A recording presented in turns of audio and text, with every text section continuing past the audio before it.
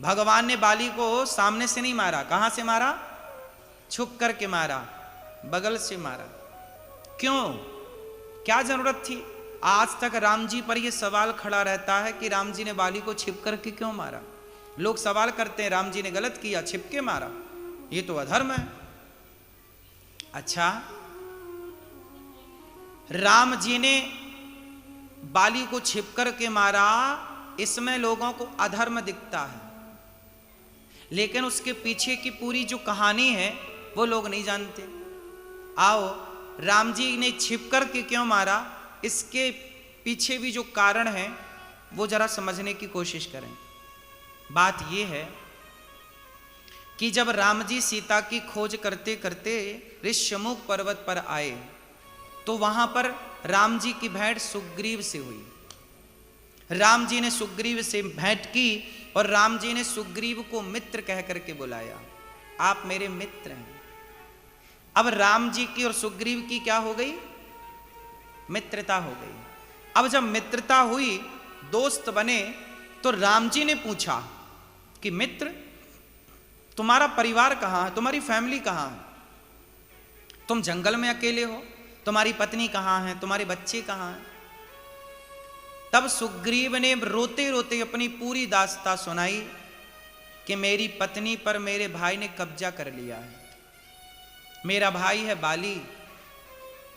एक दिन क्या हुआ कि एक मय दानव आया हमारे नगर में, बहुत बलशाली था, बहुत बड़ा राजा था, मय राक्षस था।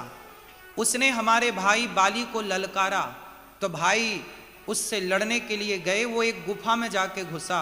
मेरे भाई ने कहा कि सुग्रीव, मैं 15 दिन तक तुम मेरा इंतजार करना, यदि 15 दिन में मैं आ गया तो आ गया, वरना तुम मुझे मरा हुआ जान लेना कि मैं मर गया। कितने दिन के लिए बोला बाली ने? 15 दिन। अब उस गुफा में चले गए और उस राक्षस का बाली से युद्ध होता रहा। अच्छा, युद्ध होते होते 1 महीना बीत गया।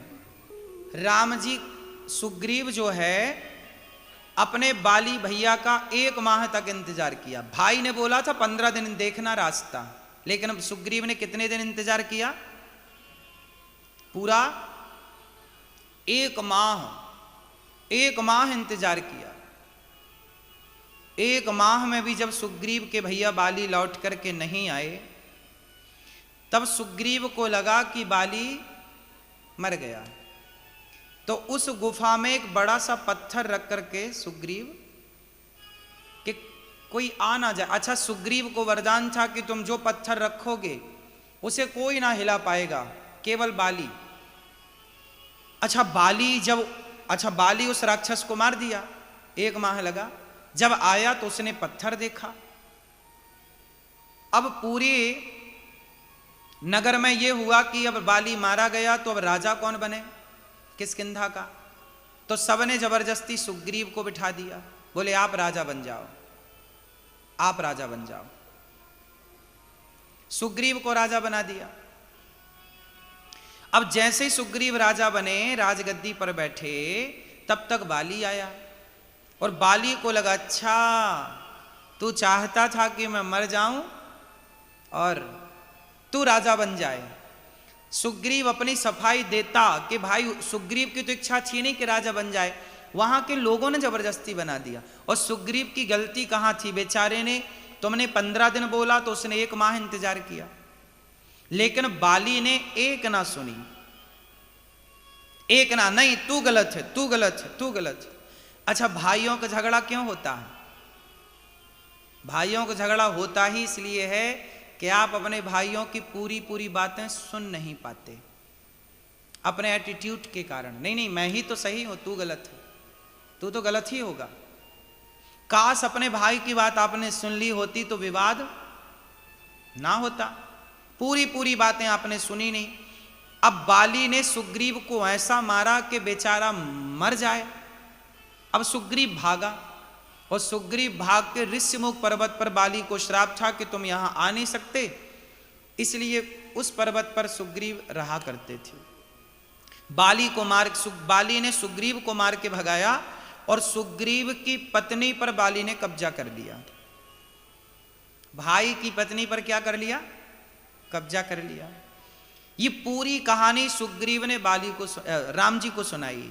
तब राम जी को बड़ा गुस्सा आया, अरे राम राम राम, कम से कम तुम्हारी पूरी बात तो सुनी होती। अच्छा एक बात बताओ, बाली ने सुग्रीव की बात सुनी होती ठंडे दिमाग से, तो क्या भाई का झगड़ा होता? वो कह देता ना कि भाई मैं तो 1 महीने, तुमने बोला 15 दिन। अच्छा उसको भी अपनी कही बात भूल गई बाली को। उसने कहा कि देखो मैंने कहा था कि तुम 15 दिन रुकना, तुम बिल्कुल ना रुक पाए, जबकि बात हो गई 1 महीने की।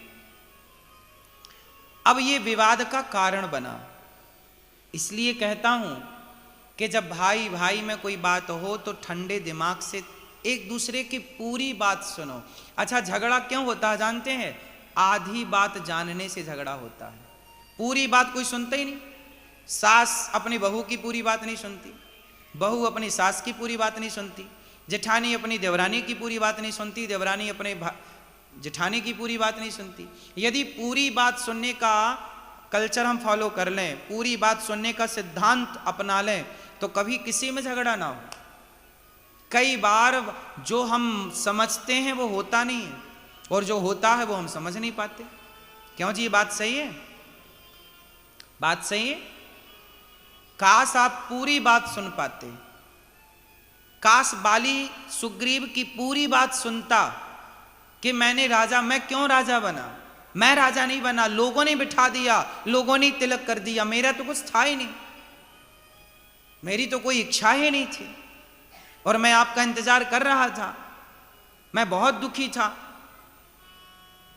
लेकिन सुग्रीव के प्रेम को बाली समझ ना पाया और विवाद हो गया। भाई की पत्नी पर कब्जा किया, मार के लात निकाल दिया। सुग्रीव बेचारे वर्षों से पहाड़ पर थे। अब राम जी आए, बाली के हाथ को अपने हाथ में रखा, तुम मेरे मित्र हो, और जो ना मित्र दुख हों ही दुखारी, तेना ही विलोकत पातक भारी। मित्र किसे कहते हैं? जो हमारे दुख को अपना मान ले, जो हमारे सुख को अपना मान ले, वो मित्र है। तो राम जी ने कहा कि अब तुम हमारे मित्र हो, तो तुम्हारा दुख आज से हमारा दुख है, आज से आपका दुख हमारा। अब राम जी का ये धर्म है कि वो मित्र के, अच्छा ये बताओ, मित्र का दुख दूर करना चाहिए कि नहीं? तो राम ने क्या किया?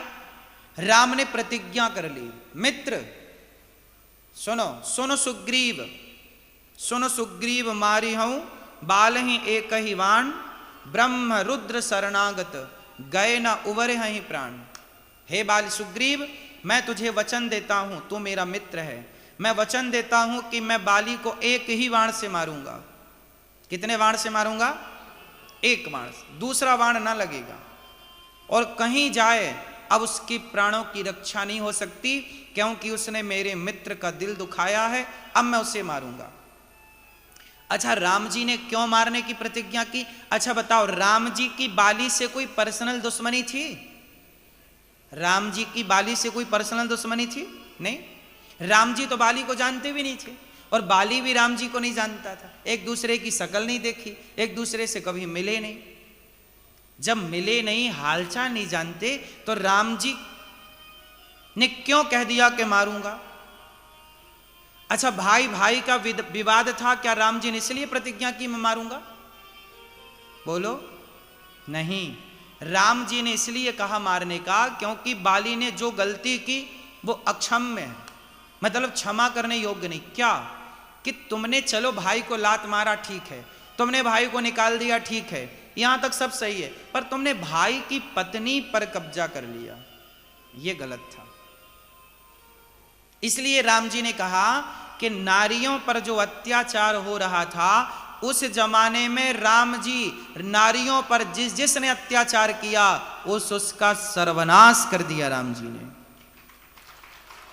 नारियों पर अत्याचार जब हुआ तो उस जमाने में नारियों के पक्ष में खड़े होकर राम जी ने नारियों को न्याय दिलाया, वरना बाली जैसों से पंगा कौन लेता भाई? बताओ। बाली ने, अब सोचिए कि जब बाली ने सगे भाई की पत्नी पर कब्जा कर लिया तो औरों की पत्नियों को तो वो गाजर मूली समझता रहा होगा। क्यों? किसी को भी उठा लाया। जो काम रावण का था, जो पसंद आया ले आए, जो पसंद आया ले आया। वही काम बाली का था। अच्छा, बाली और रावण की दोस्ती थी। आपने सुना होगा कि बाली रावण से ज्यादा ताकतवर था। बाली ने रावण को कहां दबाया? यहां कांख में दबाया, बगल में दबाए रखा 6 महीने तक। अब सोचिए कि जरा और जोर से दबा देता बाली तो रावण तो वहीं टै हो जाता, नहीं हो जाता? क्यों मैया? राम जी को आने की क्या जरूरत थी? बाली ने 6 महीने दबाई रखा, थोड़ा और से दबाता मर जाता रावण। लेकिन रावण ने जानते हो क्या करता? रावण जिससे हार जाता उससे दोस्ती कर लेता। रावण देखा कि बाली तो बड़ा बलशाली है, तो रावण ने बाली को फ्रेंड रिक्वेस्ट भेज दी।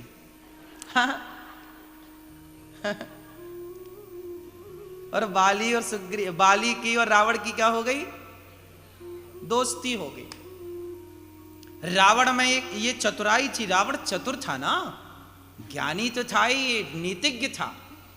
रावण जिससे जीत जाता तो जीत जाता, और जिससे हार जाता रावण उससे दोस्ती कर लेता, उसे अपना पड़ोसी मित्र बना लेता, ये मेरा मित्र है। तो बाली और रावण की बड़ी दोस्ती थी। राम जी ने बाली को मारने का इसलिए भी निश्चय किया कि तुमने गलत व्यक्ति से दोस्ती की।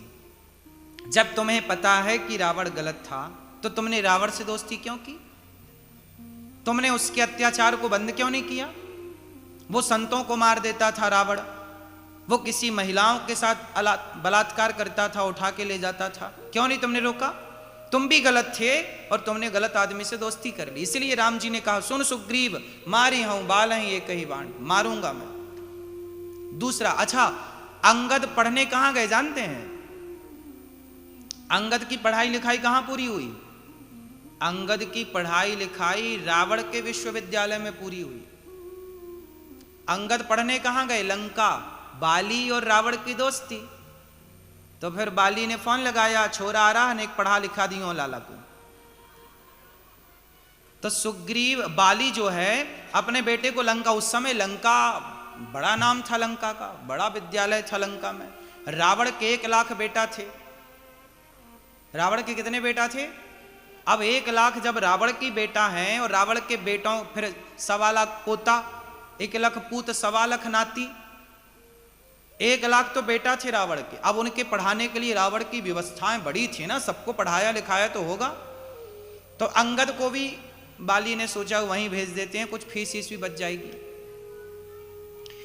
इसलिए अंगद और रावण का जो बड़ा बेटा, रावण का जो बेटा था अक्षय कुमार, इनकी पटती नहीं थी। एक दिन अक्षय कुमार को अंगद ने खूब मारा लंका में। तो अक्षय कुमार ने शिकायत कर दी गुरुजी से कि अंगद ने मारा है। तो गुरुजी ने श्राप दे दिया, अंगद आज के बाद तूने अक्षय कुमार को मारा और अक्षय कुमार ने तुझे यूं भी मार दिया तो तू मर जाएगा। इसलिए जब लंका जाने की बारी आई तो अंगद से कहा गया था, तुम जाओगे लंका? बोले मैं चला तो जाऊंगा पर वापस नहीं आ सकता। क्यों? बोले अक्षय कुमार एक भी मार देगा तो मैं मर जाऊंगा। इसलिए हनुमान जी लंका गए तो सबसे पहले हनुमान जी ने अक्षय कुमार को मारा। किसको मारा? अक्षय कुमार को मार संहारा। हनुमान जी लंका गए, सबसे पहले किसे मारे? अक्षय कुमार को।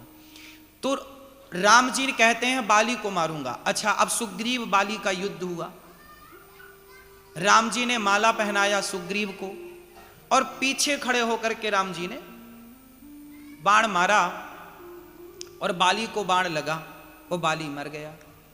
अब सवाल खड़ा हुआ कि राम जी ने सामने से क्यों नहीं मारा, पीछे से क्यों मारा? इसके 2 कारण हैं। दोनों कारण बहुत ध्यान से सुनिएगा।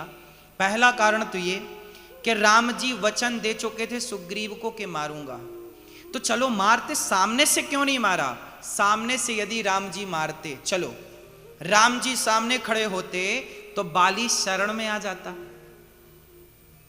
राम जी की शरण में कौन आ जाता? और राम जी की दूसरी प्रतिज्ञा है कि शरणागत कहूं जे तजहि हित अनहित अनुमान, तेनर पावर पापमय तेनहि विलोकत हान।